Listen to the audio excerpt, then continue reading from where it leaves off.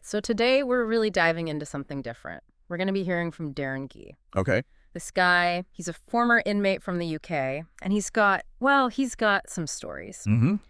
We're going to be talking about, well, it gets kind of heavy, actually. Unsolved murders. Oh. The pressure to stay loyal to your people. Oh, I see. And honestly, some stuff that even made him question his own beliefs, you know? Yeah. Like, whoa, it's intense. And full disclosure, Darren, he was involved in some serious stuff. So his perspective, it's coming from that world. Right. We're not here to tell you what to think about him, just to kind of, I don't know, listen in. Yeah. It's like a conversation you wouldn't normally hear, and it can be a little, uncomfortable at times. Mm-hmm. But I think it says a lot about, I don't know, human nature when things get rough. Absolutely. One of the things that really gets to D is the whole thing with unsolved murders in Liverpool. Like, he's really fired up about it, especially when it comes to young guys getting killed. Yeah, I bet. And he keeps coming back to this code of silence thing.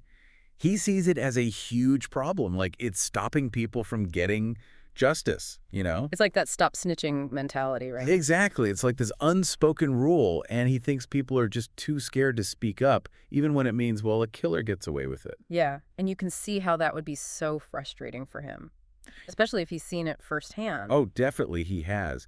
And it's heartbreaking because he gives these real examples, Wow. like young Cox, I think her name was Alice Cox, just 19 years old, shot dead. Nobody's talking. And then there's this other case, young Sam. He's convinced people know what happened, but they won't say anything. Yeah. It's like this loyalty thing again, right? Right, and it's going to be tough. Like, what would make you break that code? What would make you risk it all to do what's right? Makes you think. Yeah. It's a tough situation, absolutely. It's almost like this impossible choice, loyalty or truth. And no matter which side you choose, there's these heavy consequences. Mm-hmm. And it's funny because he even brings up this woman who, stood up to someone in power, went viral, the whole deal. Oh, right. And his take is kind of cynical. He thinks she was more into the fame than, what might happen because she spoke out, Which, I don't know, makes you think about his own experiences with trust and betrayal. It's like this constant battle between doing what's right and staying loyal, even when it's hard. Yeah, and especially in that world, those choices aren't theoretical, Mm-hmm. It's life or death. Exactly. And he doesn't hold back even about stuff that's really, disturbing. For example, he talks about this time when he met a transgender inmate, and you can tell it really messed with his head. Wow. Like, he describes this encounter, right? And it's almost like, I don't know, you can hear it in his voice, the shock. Yeah. He even says he felt, uncomfortable, even scared, because it was just so different from anything he'd experienced before. Right. It's like this whole other side of prison life that, I don't know, we don't really think about that much, And it's really important to remember that even in prison, where there's already so much hardship, like you said, lack of freedom, on top of that, you have these groups that are even more marginalized. Right. Transgender inmates, they really face an uphill battle. They have to deal with discrimination, limited health care, and oftentimes a much higher risk of violence. Yeah. So as harsh as Guy's reaction might sound, it does reflect the reality of their situation. Yeah, it's like his whole world is getting flipped upside down, Like, he talks about how this inmate seemed to, switch between being, one gender and then another. Mm-hmm. And that really freaked him out, And it plays into all these stereotypes about transgender people that are just, they're just not true. It's true, and we really need to challenge those stereotypes. Yeah. Because they're harmful. I mean, to say that being transgender is about being unstable or two-faced, that's just not fair. Right. And it just creates more fear and misunderstanding. We need to do better than that. So how do we balance this? How do we recognize that it's okay to feel uncomfortable sometimes, but also, be empathetic and understanding, especially towards people who are already dealing with so much? Well, I think it starts with recognizing that discomfort often comes from not knowing, from being unfamiliar with something. Right. And in Guy's case, it's coming from a place of limited exposure and, let's be real, some societal biases that run pretty deep. Yeah. But it's an opportunity, right, to learn, to understand the complexities of gender identity, and honestly, to see the resilience of these individuals who are navigating such a tough system. It's about, opening our minds a little bit, you know? Exactly. And maybe, just maybe, if we're willing to listen to these stories, even the tough ones, we can start to break down some of those walls and create a world that's a little more, I don't know, humane, Absolutely. more just, both inside and outside of prison. For sure.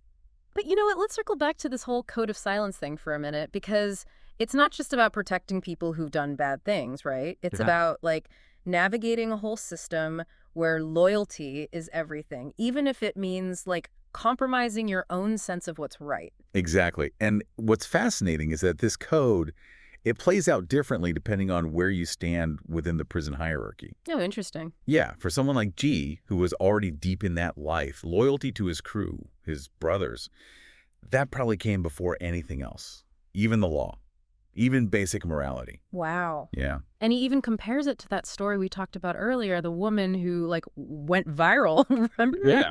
Like, he's implying that she was more interested in the attention than the potential consequences of speaking out, which makes you think about his own experiences with trust and betrayal. Hmm. It's this constant push and pull, you know, between doing the right thing and being loyal to the people you rely on. Absolutely. And in an environment like prison, where the stakes are so high, Yeah. every single decision, every interaction is loaded with risk. It forces you to question everything and everyone. Man, so I gotta ask, in a world where staying silent is like gold and loyalty is everything, how do you find the courage to speak up? Right. How do you do what you think is right, even when it means putting yourself in danger? That's the million-dollar question. And unfortunately, there's no simple answer. But I think a good starting point is trying to understand why this code exists in the first place. Okay.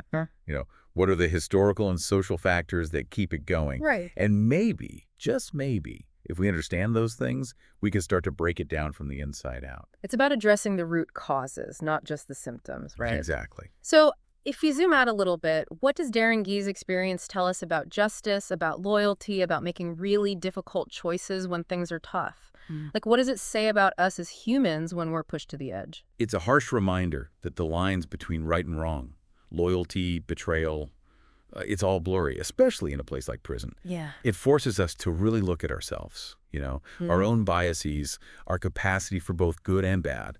And it makes us ask, what would I do if I were in that situation? Wait. Tough questions. Yeah, they are tough questions. You know, it's easy to get lost in all that darkness, right? Like PG's story, there's just so much violence, betrayal, this constant fight to survive. Yeah. But there's also this, I don't know, Shrek there, this resilience. Like, he's determined to find something good, even in the worst possible situation. Absolutely. And that's what makes his story so powerful.